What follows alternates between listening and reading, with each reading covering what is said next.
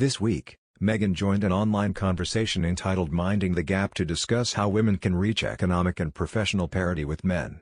During the discussion, the Duchess of Sussex was candid about her recent efforts campaigning for paid family leave, which saw her reach out to a number of senior senators in the U.S. Congress.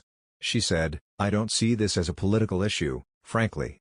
Look, there's certainly a precedent amongst my husband's family and the royal family of not having any involvement in politics, but paid leave, from my standpoint, is a humanitarian issue."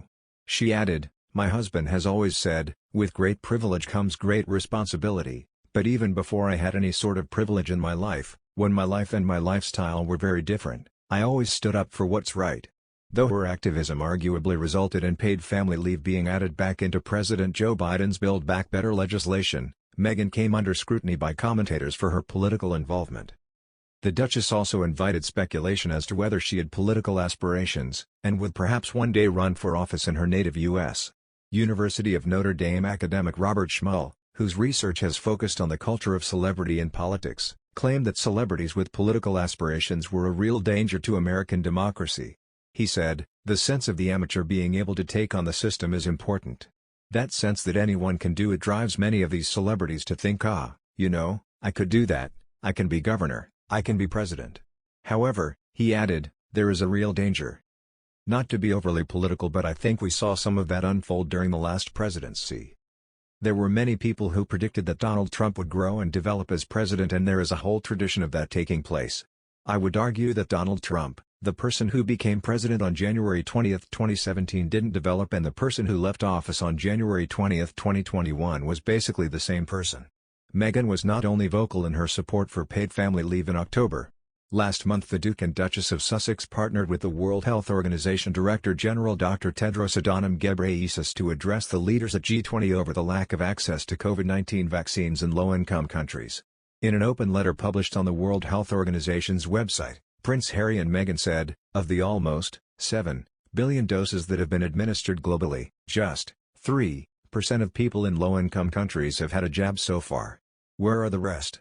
The letter called out a handful of countries at the G20 summit who had millions of surplus vaccines that were destined to be wasted once they expired. The pair have received criticism by sections of the press for using their royal titles while campaigning, considering the Sussexes quit the firm last year. Following Meghan's latest speech, royal commentator Richard Fitzwilliams claimed she knows any intervention will be highly publicized as well as controversial. He told, "Meghan has defended her backing for paid family leave, a worthy cause if ever there was one. She has indeed, as she claims, had an activist past. It is important to point out, as she has, the shameful fact that the United States is one of a tiny handful of countries that do not offer any form of national paid leave." She wrote an open letter about this and cold-called politicians, calling herself Meghan, Duchess of Sussex. She knows perfectly well that any intervention she makes in public life will be highly publicized as well as controversial. She claims that this issue is humanitarian and should be cross-party.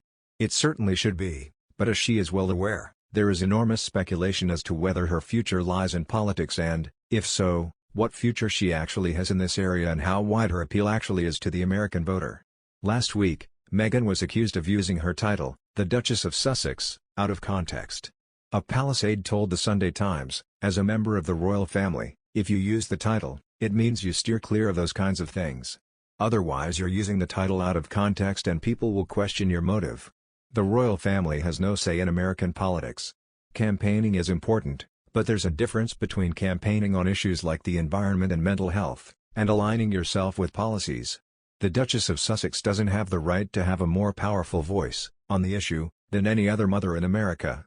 She should not be playing in politics." Another courtier described the intervention as outrageous,